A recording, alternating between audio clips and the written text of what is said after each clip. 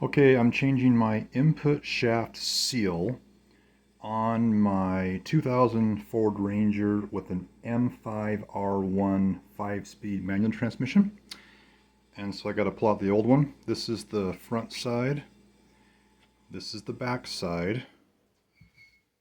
It comes out the back side, not the front side. So what I'm going to do is, I don't like the idea of, taking a socket and a hammer and trying to pound it out. So I got some washers that will fit inside this thing like perfectly. So I'm going to put on 2 washers. This one's thicker.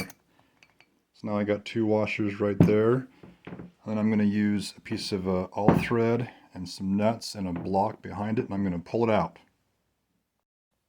Okay, I got it all set up. So I got the washers in there, and then on the back side I've got, there's enough room for the thing to get pulled out. I got a board on there with the nut on this side. So now let me set up my camera and film this, pulling this thing out. Okay, here we go. Let's try this, see if this works.